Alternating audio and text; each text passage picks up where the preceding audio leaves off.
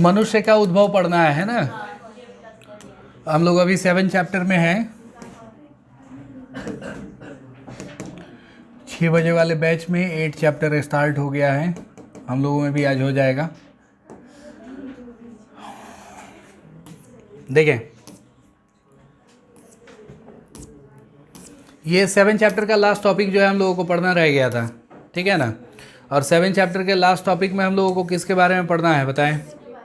मनुष्य के बारे में पढ़ना है, ठीक है। मनुष्य का उद्भव और विकास कैसे हुआ था ये देखना है हम लोगों को। तो मनुष्य का उद्भव और विकास जो है, ये देखें टोटल हम लोग पढ़े हुए हैं। कितने चरण में हुआ था? 7 चरण में। कितने चरण में मनुष्यों का उद्भव हुआ था? 7 चरण में। पहले हम लोग जो है ना 7 चरण का नाम लिख लेते हैं और उसके बाद जो है देखेंगे एक एक को डिटेल में, ठीक है। सबसे पहले कौन आए थे बताएं हम लोग? सबसे पहले आ गए थे ड्रायोपिथिकस, ठीक है ना। ड्रायोपिथिकस, समझ में आया ना। और ड्रायोपिथिकस जो है इनकी खास बात थी, ये बंदरों जैसे लगते थे, समझ में आया ना। और इनके पूरे शरीर पे बाल थे। उसके बाद कौन आए? रामापिथिकस, ठीक है ना। रामापिथिकस, रामापिथिकस थोड़े से मनुष्यों जैसे हुए। और फिर इसके बाद 3rd नंबर पे कौन आए? ऑस्ट्रेलोपिथिकस, ठीक है ना। ऑस्ट्रेलोपिथिकस, ठीक है। ऑस्ट्रेलोपिथिकस हो गया। और ऑस्ट्रेलोपिथिकस के बाद कौन आ गए बताएं? 4थे नंबर पे आ गए होमो हैबिलिस। यहाँ से होमो शुरू हुआ, ठीक है ना। होमो हैबिलिस हो गया। और होमो हैबिलिस के बाद कौन आए बताएं? 5वें नंबर पे होमो इरेक्टस, ठीक है। केमिस्ट्री कम पढ़े, रिएक्शन कम पढ़े। होमो इरेक्टस, क्या नाम था इनका? होमो इरेक्टस। 6वें नंबर पे कौन आए? होमो निएंडरथल। कौन आए? होमो निएंडरथल, ठीक है। और 7वें नंबर पे आ गए कौन? हम लोग, होमो सैपियंस, ठीक है ना।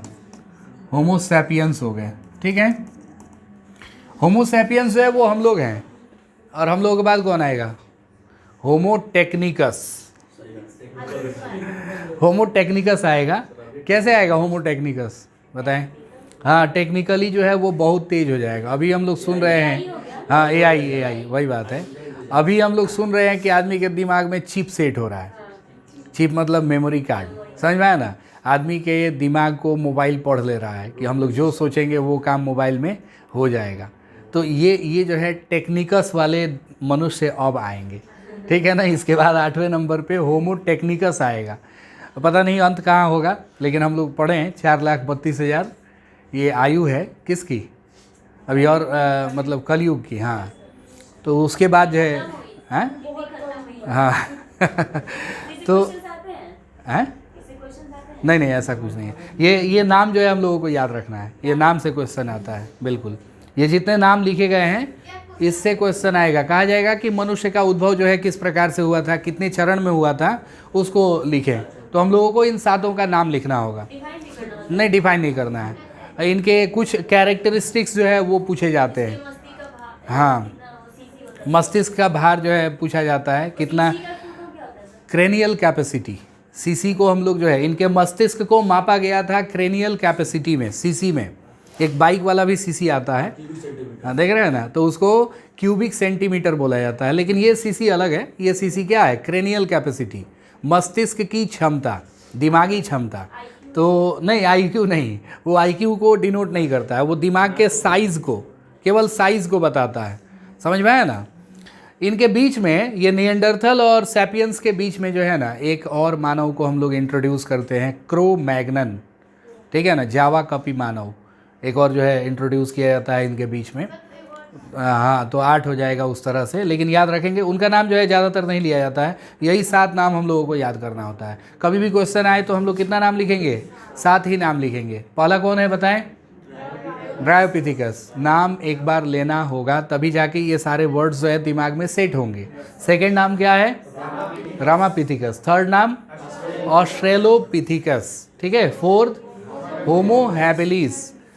और 5th होमो इरेक्टस। 6th होमो निएंडरथल, और seventh Homo sapiens, Homo sapiens हो गए। समझ में आया ना? तो इस तरह से ये टोटल जो है कितने नाम हो गए? 7 नाम हो गए। इन 7 नामों को देखना होगा हम लोगों को, ठीक है ना? इनकी क्रेनियल कैपेसिटी याद रखनी होगी। इनमें बहुत सारा रिलेशन भी है। अगर रिलेशन को हम लोग देखें तो ये सब जो है क्या खाते थे? ये सब कंद मूल खाते थे। क्या खाते थे? और ये था प्योर वेजिटेरियन। कौन? Homo habilis. ये ऐसा क्वेश्चन पूछा जाता है, बताइए क्या होमो हैबिलिस मांस खाते थे? तो हम लोग क्या बताएंगे? नहीं, ये मांस नहीं खाते थे, लेकिन आग लगाना सिखा गए। क्या सिखा गए? तो आग लगाना सिखा गए, इसका मतलब कि अब ये वाले जो थे ना, ये मांस खाते थे, मीट को पका के खाते थे। ये कौन मीट पका के खाते थे बताएं? इरेक्टस। ये जब जानवरों को मारते थे, उनका मीट जो है पका के खाते थे, तो उसमें एक चीज़ बच जाती थी। क्या? उनका स्किन, उनका त्वचा, उनकी चमड़ी। समझ में आया ना? तो उनकी चमड़ी को इन्होंने इस्तेमाल नहीं किया, इसने इस्तेमाल किया। किसने बताएं? होमो निएंडरथल। निएंडरथल ने इनके किसको इस्तेमाल किया था बताएं? स्किन को। समझ में आया ना? स्किन को जो है इन्होंने क्या किया बताएं? कपड़े के रूप में, वस्त्र के रूप में पहनना शुरू किया। किसको? इनके बारे में 2 खास बातें हम लोग याद रखेंगे। 2 खास बातें। पहला कि कपड़ा पहनने की शुरुआत जो है वो किसने की थी? निएंडरथल ने ही की थी। और किसका कपड़ा पहनते थे वो? जानवरों की खाल का, ठीक है। और दूसरी बात याद रखें, अपने मुर्दों को दफनाना, वो भी इन्हीं से आया था। मुर्दों को दफनाना जो है ये किन की शुरुआत की हुई है बताएं? निएंडरथल की। और आज के मानव जो है वो होमो सैपियंस कहलाते हैं, कलयुगीन मानव, आज के मानव, ठीक है। और आज के मानवों की मतलब उत्पत्ति कहाँ से हुई थी? अफ्रीका से हुई थी, ठीक है ना। किस युग में अगर पूछा जाए तो हम लोग बताएंगे हिम युग में। कौन से युग में? हिम युग मतलब बर्फ युग, आइस एज, ठीक है ना। आइस एज में जो है इनका डेवलपमेंट हुआ था। आधुनिक मानव का विकास जो है किस युग के दौरान हुआ था? हिम युग के दौरान, आइस एज के दौरान हुआ था। तो चलिए ये 7 नाम हमने देखा। अब देखें इनको जरा, इनकी उत्पत्ति जो है ध्यान से देखेंगे हम लोग। मनुष्य की उत्पत्ति जो है कितना साल पहले हुई है? 15 मिलियन साल पहले। कितना मिलियन साल पहले बताएं? 15 मिलियन साल पहले जो है। और सबसे पहले वाले मानव का नाम क्या था? ड्रायोपिथिकस। समझ में आया ना? और दूसरे नाम कौन थे बताएं? रामापिथिकस। दूसरे नंबर पे कौन आया था? रामापिथिकस। और ये दोनों कैसे थे बताएं? नर वानर समान थे। नर वानर समान मतलब, नर मतलब मनुष्य और वानर मतलब जानते ही हैं, ठीक है। तो नर वानर विद्यमान, समझ में आया ना? नर वानर विद्यमान थे, अर्थात दोनों के जैसे मिलते जुलते थे। इनके पूरे शरीर पर जो है क्या था बताएं? बाल थे। और कैसे चलते थे ये बताएं? गोरिल्ला और चिंपैंजी के जैसे। किसके जैसे चलते थे? गोरिल्ला चिंपैंजी के जैसे, ठीक है ना। अब देखें ये जो ड्रायोपिथिकस और रामापिथिकस थे, क्वेश्चन पूछता है यहाँ से, ध्यान से सुनेंगे।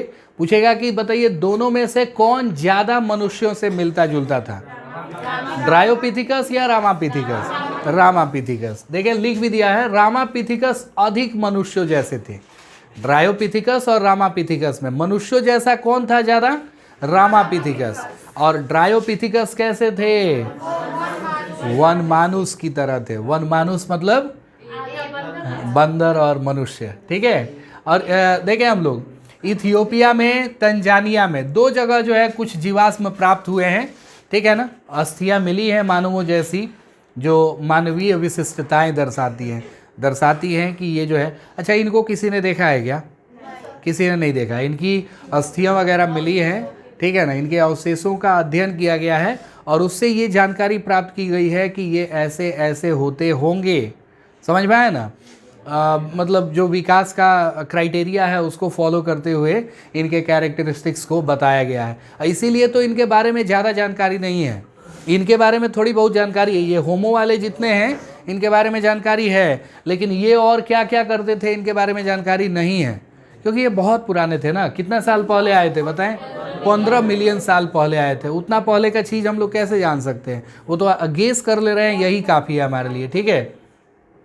इस विश्वास को आगे बढ़ाती हैं कि 3 से 4 मिलियन साल पहले मानव जैसे क्या आए होंगे बताएं, नर वानर गण, देख रहे हैं ना। ये हम लोगों का हो गया प्राइमेट्स। प्राइमेट्स तो समझे है ना हम लोग, प्राइमेट्स किनको कहें, जो मनुष्यों की तरह दिखते हैं, जो जीव मनुष्यों की तरह दिखते हैं वो सब क्या कहलाते हैं, प्राइमेट्स कहलाते हैं। एग्जाम्पल में बंदर, गोरिल्ला, लंगूर, चिंपैंजी, गिबॉन, ठीक है ना, ये सब जो है क्या हो जाएंगे, प्राइमेट्स हो जाएंगे। तो ये सारे प्राइमेट्स का जो इतिहास मिला था, कहाँ से मिला था, पूर्वी अफ्रीका में, ठीक है ना। और उस समय ये जो इतिहास में मनुष्य दिखाई दिए थे 3 से 4 मिलियन साल पहले, इनकी ऊंचाई जो है वो गेस की गई है कि इनकी हाइट कितनी होती थी, 4 फुट से बड़े नहीं होते थे, किंतु वो खड़े होकर सीधे चलते थे। देख रहे हैं ना, मनुष्य बंदर जो है वो खड़े होकर एकदम सीधा चलता है क्या, नहीं, वो थोड़ा टेढ़ा होके ही चलेगा, कितना भी सीधा होगा तो टेढ़ा ही होके चलेगा। लेकिन ये जो थे थोड़े सीधे होके चलते थे। तो थोड़े सीधे होके चलने वालों में कौन था, रामापिथिकस था। ड्रायोपिथिकस जो है ये पूरे सीधे नहीं हो पाते थे, समझ में आया ना। ड्रायोपिथिकस जो है ये पूरी तरह से सीधे नहीं हो पाते थे, ठीक है। तो ये हो गया हम लोगों का किसके बारे में, मनुष्यों का पहले का इतिहास। इसके बाद देखें जरा हम लोग, लगभग 2 मिलियन साल पहले एक और मनुष्य की खोज हुई, ऑस्ट्रेलोपिथिकस, आदि मानव। और ये भी कहाँ रहते थे बताएं, पूर्वी अफ्रीका के घास के मैदानों में।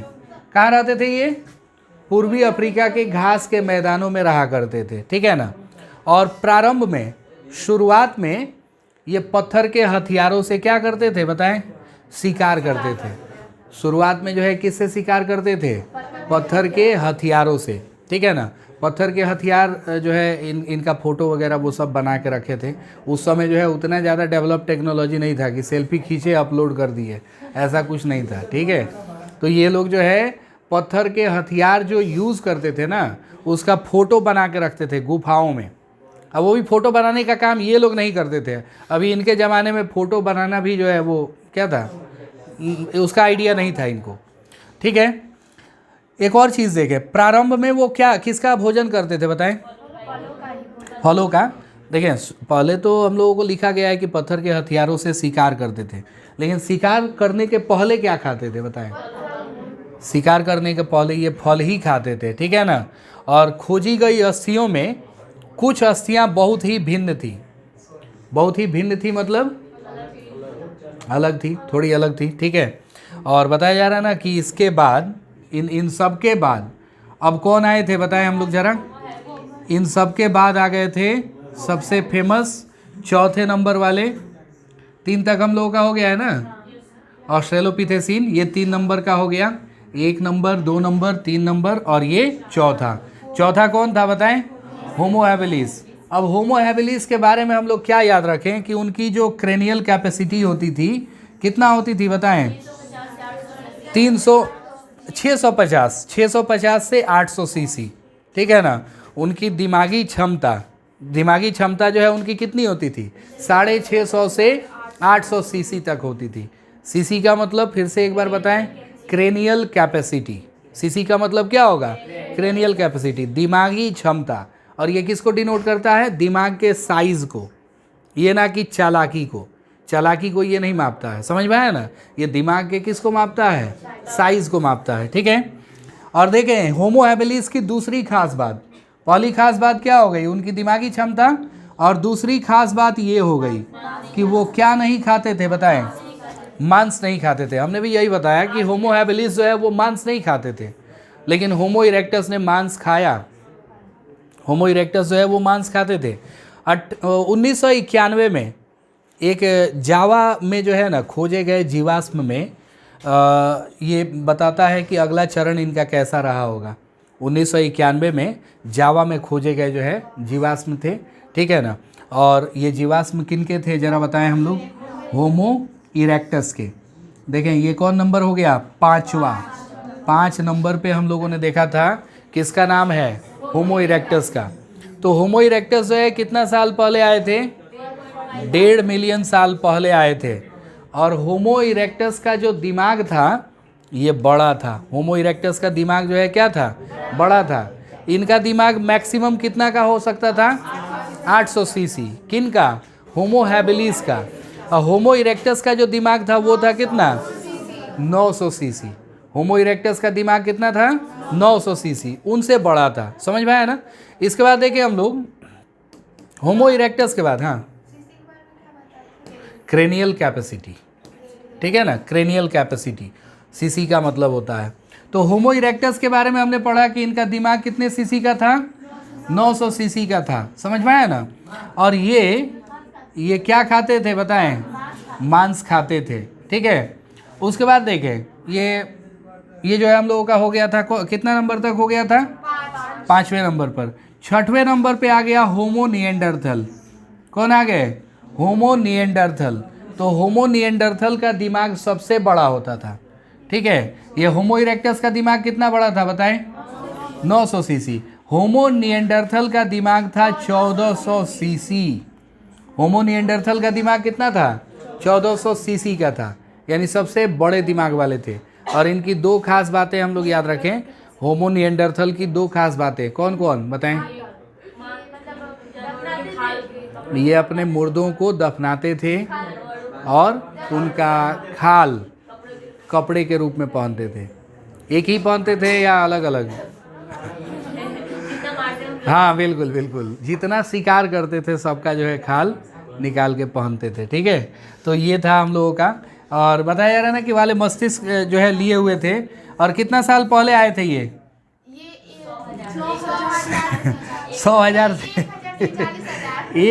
से 1 लाख से 40,000 साल पहले। और ये कहाँ मिले थे बताएं? मध्य एशियाई भाग में, पूर्वी और मध्य एशियाई भाग में मिले थे, प्राप्त हुए थे। किस भाग में मिले थे? पूर्वी मध्य एशियाई भाग। ये देखें हम लोगों को 2-3 लोगों का जो है ना दिया गया है क्रेनियल कैपेसिटी को एक्सप्लेन कराने के लिए। इसमें 3 चीज़ें इंक्लूड है। एक बंदर है, बंदर नहीं, गोरिल्ला। एक जो है इसमें गोरिल्ला का है, एक जो है छोटे बच्चे का है, और एक जो है वो वयस्क मनुष्य का है। तो बताएं जरा कौन है, कौन वयस्क मनुष्य का है इन तीनों में से? ऊपर वाला और एक बच्चे का है बीच वाला, और एक जो है गोरिल्ला का है नीचे वाला। बिल्कुल सही। ये गोरिल्ला का खोपड़ी है, ये छोटे बच्चे का है, और ये किसका है? वयस्क मनुष्य का। देख रहे हैं इनको जो है हम लोगों को दिखाया गया है यहाँ पे स्किन के साथ, विथ स्किन जो है ये ऐसे दिखाई देते हैं। ये थोड़ा आगे की तरफ निकला होता है, देख रहे हैं ना। तो ये हो गया हम लोगों का। नहीं ख़त्म नहीं अभी है, लास्ट जो है हम लोगों को पैराग्राफ दिया गया है।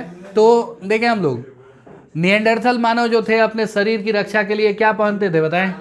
खाल। और अपने मुर्दों को जमीन में क्या करते थे? दफनाते थे ये, ठीक है। निएंडरथल के बाद आधुनिक युगीन मानव विकसित हुए। नाम क्या था इनका? Homo sapiens. Homo sapiens number 7। समझ में आया ना? नंबर 7 हो गया। अफ्रीका में विकसित हुए थे। कहाँ विकसित हुए थे ये? अफ्रीका में। जितनी बातें हम लोग यहाँ देख रहे हैं उतना जो है लिखना होगा, ठीक है ना। एक एक पॉइंट हम लोग घर जाके आराम से लिख लेंगे।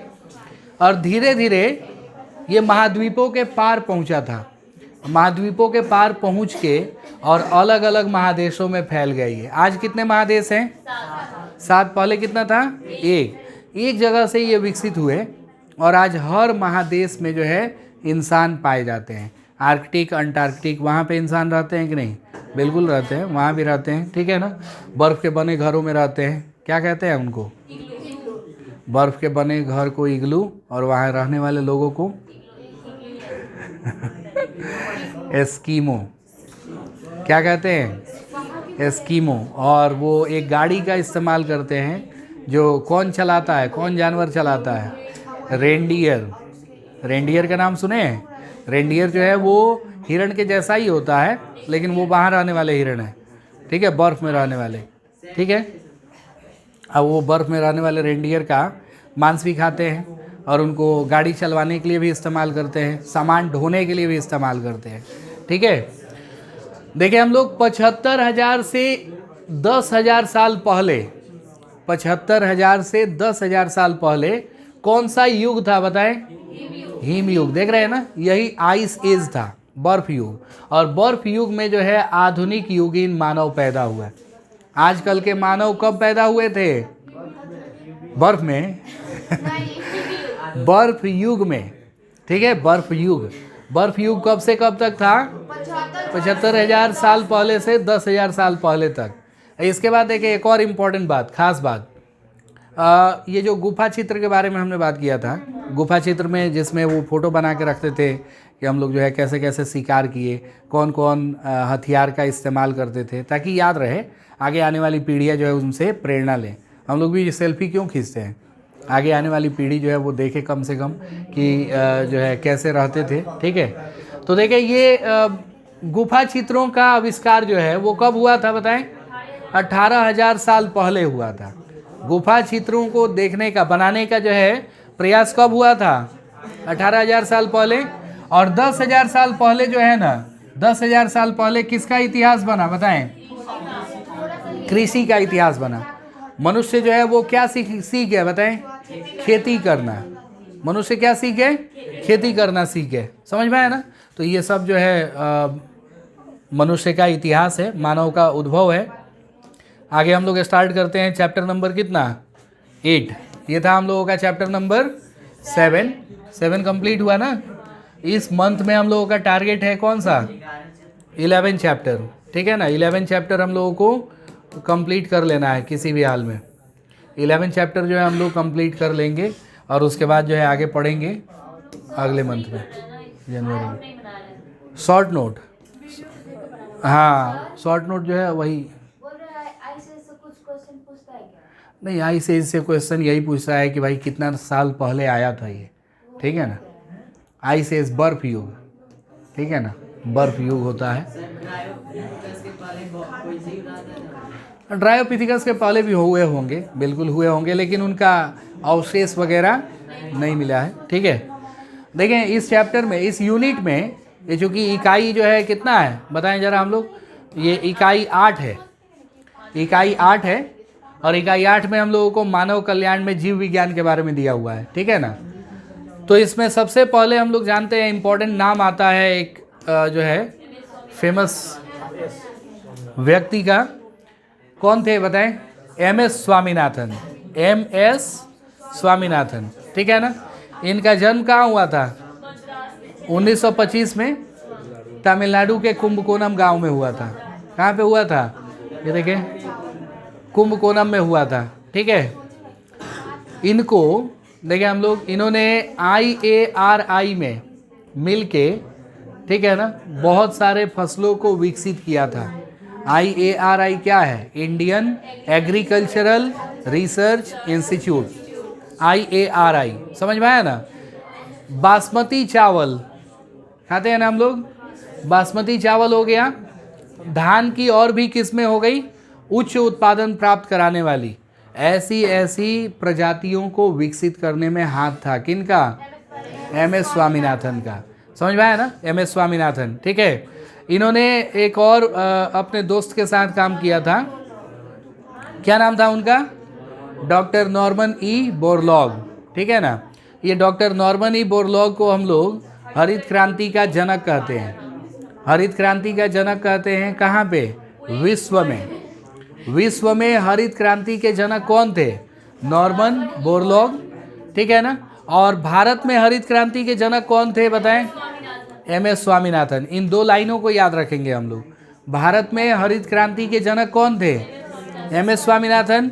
और विश्व में हरित क्रांति के जनक नॉर्मन E बोरलॉग, ठीक है ना। इन्होंने भारत में जो है ना गेहूं की मैक्सिकन वैरायटीज़ को भी लाया था। गेहूं की मैक्सिकन वैरायटीज़ को भारत में लेके आने का काम किया था किसने? MS स्वामीनाथन ने। कोरोना के दौरान इनकी बेटी जो थी उनको जो है चुना गया था WHO का चीफ, ठीक है ना। तो चैप्टर हम लोग जो है इस यूनिट में आने वाला सबसे पहला चैप्टर स्टार्ट करते हैं, कौन सा?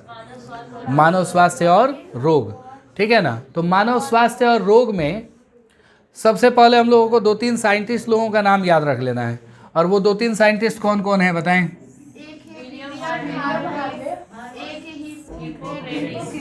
देख रहे हैं ना, 2 लोगों का नाम जो है यहाँ मिलेगा हम लोगों को। एक कौन थे बताएं? William Harvey. और विलियम हार्वे के बाद हिपोक्रेटस। हिपोक्रेटस जो है वो कहाँ के थे बताएं? यूनान वासी थे, और इनको चिकित्सा का भारतीय चिकित्सा का जो है भारतीय आयुर्वेद तंत्र भी यही दावा करते थे। देखें, ये हिपोक्रेटस को फादर ऑफ मेडिसिन हम लोग कहते हैं। क्या कहते हैं इनको? Father of medicine. और ये विलियम हार्वे को हम लोग क्या कहते हैं? रक्त परिसंचरण। रक्त परिसंचरण समझ में आया ना?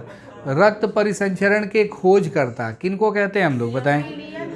विलियम हार्वे को कहते हैं। हिपोक्रेटस को क्या कहते हैं? हिपोक्रेटस को फादर ऑफ मेडिसिन, और विलियम हार्वे को रक्त परिसंचरण की खोजकर्ता, ठीक है ना। और देखें हम लोग, इन्होंने अच्छे तरल की परिकल्पना का सिद्धांत दिया था, इसको गलत सिद्ध किया था, ठीक है ना। अच्छे तरल की परिकल्पना को गलत सिद्ध किया था। इन्होंने बताया था कि काले पित्त वाले आदमी जितने होते हैं, ब्लैक बाइल वाले, वो ब्लैक बाइल वाले जितने भी इंसान होंगे ना, सब के सब गर्म व्यक्तित्व वाले होंगे। कैसे व्यक्तित्व वाले होंगे देखें, ठीक है ना। गर्म व्यक्तित्व वाले कौन से लोग होंगे? काले पित्त वाले लोग, ये बताया गया था, ठीक है ना। भारतीय आयुर्वेद तंत्र का भी यही दावा था, हिपोक्रेटस का भी यही दावा था, लेकिन विलियम हार्वे ने उसको गलत सिद्ध किया, ठीक है। तो इन दो लोगों का नाम जो है हम लोग याद रखेंगे। और उसके बाद चलते हैं हम लोग जरा बीमारियों को देखने। ब्लैक बाइल हो गया, जैसे पित्त हम लोग नहीं समझते हैं, लीवर के थ्रू सीक्रेट होने वाला जो जूस होता है उसको क्या कहते हैं? पित्त कहते हैं। किस रंग का होता है पित्त? किस रंग का होता है? ये पित्त शब्द का मतलब ही होता है पीला। पित्त शब्द का मतलब क्या होता है? पीला। और एक और जो हम लोग जान ले, पित्त को स्टोर करने वाली जो थैली होती है, गॉल ब्लैडर, पित्ताशय, किस रंग का होता है वो हरा रंग का होता है। किस रंग का होता है? हरा रंग का होता है, ठीक है। लेकिन उसके अंदर रहने वाला पित्त जो है वो कैसा होता है? पीले रंग का होता है, ठीक है। तो जिनका बाइल काला होता है, जिनका पित्त काला होता है, समझ में आया ना, उनके बारे में कहा गया है कि वो गर्म व्यक्तित्व वाले होते हैं। लेकिन इस बात को जो है गलत साबित किया गया। हाँ बिल्कुल बिल्कुल, निगेटिव सोचते हैं, हाँ।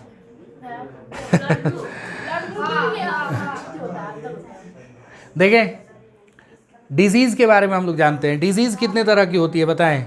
डिजीज जो है वो सबसे पहले तो हम लोग देख रहे हैं कि आनुवांशिक विकार। आनुवांशिक विकार, जेनेटिक डिसऑर्डर, किसको कहते हैं आनुवांशिक विकार बताएं?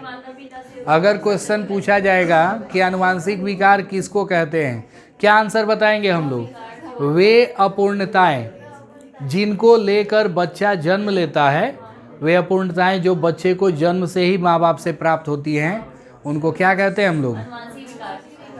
और क्वेश्चन पूछा जाए जन्मजात रोग किसे कहते हैं? जन्मजात रोग, जन्म से ही जो बच्चे में निहित हो उस रोग को हम लोग क्या कहेंगे? जन्मजात रोग कहेंगे, ठीक है। दूसरा कैटेगरी जो होता है वो होता है क्या चीज़? संक्रमण, इन्फेक्शस डिजीज, इन्फेक्शस डिजीज हो जाएगा। और तीसरा हम लोग देखें, ये देखें, हमारी जीवन शैली जिसमें जो हम खाना खाते हैं, जो हम पानी पीते हैं, ठीक है ना, विश्राम करते हैं, शरीर को आराम देते हैं, एक्सरसाइज करते हैं, जो स्वभाव हमारे भीतर है, ठीक है ना, और जिनकी हमें कमी है, ठीक है ना, ये सब कारण शामिल हैं हमको बीमार कराने के लिए। अगर हम लोग बीमार हो रहे हैं तो कहीं ना कहीं उसमें ये सब कारण है। क्या, कौन कौन सा बताएं? हमारा लाइफ स्टाइल, समझ में आया ना? लाइफ स्टाइल बोले तो हाँ, दूसरा एक आदमी जो है, मान के चले एक आदमी अपने रुमाल में पूरा पसीना वसीना पोछा है, फट से लेके हम लोग भी पोछ लिए, समझ में आया ना? तो ये हमारा लाइफ स्टाइल हो गया। तो वो कहीं से भी गड़बड़ होगा ना तो बीमार होने का सबसे बड़ा कारण है, ठीक है। एक और हो गया जो हम खाना खाते हैं। ये खाना खाने से जब भी बात आती है ना, एक नाम मन में याद आ जाता है, किसका? खाना खाने से संबंधित जो है एक नाम इस चैप्टर में बताए हुए भी हैं, टाइफाइड से संबंधित है।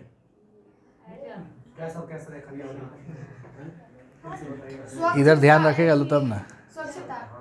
नहीं, खाना खाने से संबंधित एक कुक का नाम आ जाता है सामने, मैरी मलान। याद है? याद आ गया? क्या नाम था? Mary Malan. मैरी मलान किससे पीड़ित थी? टाइफाइड से। शाही घराने में रसोइया थी और ये किससे पीड़ित थी? टाइफाइड से पीड़ित थी। तो टाइफाइड जो है ये केवल उसी तक नहीं रहा, उसने टाइफाइड औरों को भी दिया। समझ में आया ना? जितने लोग उसके हाथ से खाना खाए सबको क्या हुआ? टाइफाइड हुआ। तब से उसका नाम क्या रख दिया गया? Typhoid Mary. क्या नाम रखा गया था? Typhoid Mary. पहले उसका नाम क्या था? मैरी मलान, और बाद में उसका नाम क्या रख दिया गया? Typhoid Mary. ठीक है। जो पानी हम लोग पीते हैं, जल जनित रोग कौन कौन होते हैं बताएं हम लोग? जल से होने वाले रोग, हैजा और टाइफाइड, डायरिया। समझ में आया ना? ये सब जो है जल, दूषित जल के माध्यम से होने वाले रोग हैं। और दूषित भोजन के माध्यम से भी होता है कॉलेरा और क्या चीज़? टाइफाइड। समझ में आ रहा है ना? ये भी दूषित जल के भोजन के माध्यम से होता है। विश्राम, अगर हम लोग विश्राम नहीं करते हैं ठीक से, तब भी हम लोगों को जो है बीमारी का सामना करना पड़ सकता है। अगर हम लोग व्यायाम नहीं करते हैं तो व्यायाम नहीं करने के चलते भी हो सकता है क्या चीज़? बीमारी। ठीक है। और जो स्वभाव है हमारा, ठीक है ना, अगर इसमें भी कहीं से कमी आती है तो हम लोगों को बीमारी हो सकती है। समझ में आया ना? स्वास्थ्य की परिभाषा देखते हैं हम लोग। तो स्वास्थ्य शब्द का प्रयोग जब भी हम लोग करते हैं, ठीक है ना, तो स्वास्थ्य शब्द का मतलब केवल जो है रोग की अनुपस्थिति नहीं है। जब भी हम लोग स्वास्थ्य शब्द का उपयोग करते हैं तो स्वास्थ्य शब्द का मतलब ये नहीं हुआ कि केवल हम लोगों के शरीर में अगर कोई रोग नहीं है तो हम लोग उसको स्वस्थ कह दें। नहीं, उसके साथ साथ और भी मानक है। ठीक है ना? और वो और भी मानक कौन कौन है बताएं? शारीरिक, दूसरा कौन? मानसिक, और तीसरा कौन? सामाजिक, और जोड़े तो व्यवहारात्मक। ठीक है ना? ठीक है ना? ये सारी चीज़ें। प्लस जो है सामाजिक रोग में भी एक चीज़ आता है, हम लोग पढ़े हुए हैं। सामाजिक रोग में क्या क्या आता है बताएं? धूम्रपान, अल्कोहल का कंजम्पशन। ठीक है। जो भी आदमी सिगरेट पीता है या शराब पीता है, ठीक है ना, तो ये बीमारी जो है उसको कहाँ से लगती है? समाज से ही लगती है। ठीक है ना? ये कोई भी आदमी पहली बार खुद से नहीं कर सकता है ये चीज़ें, उसको कोई ना कोई पकड़ के ले जाने वाला पहली बार होगा। समझ में आ रहा है ना?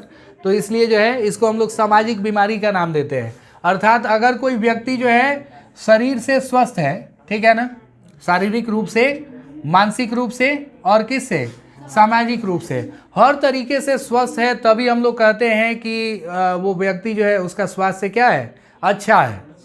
अगर स्वास्थ्य अच्छा है तो काम में अधिक मन लगेगा, काम में हम लोग क्या होंगे? सक्षम होंगे, उत्पादकता बढ़ेगी, उत्पादकता बढ़ेगी और आर्थिक संपन्नता आती है। ठीक है ना? स्वास्थ्य अगर अच्छा है तो आयु काल क्या होगा? बढ़ेगा। ठीक है ना? और शिशु मृत्यु दर और मातृ मृत्यु दर में भी क्या आएगी? कमी आएगी। समझ में आ रहा है ना? तो इस तरह से स्वास्थ्य का अच्छा होना जो है वो बहुत ज़्यादा ज़रूरी है। इस वाले टॉपिक से हम लोग जो है पढ़ेंगे अगले दिन। इसके आगे जो है रोगों के प्रकार वगैरह, कौन कौन से रोग होते हैं जिनको याद रखना चाहिए, ये सब हम लोगों को कल से पढ़ाया जाएगा।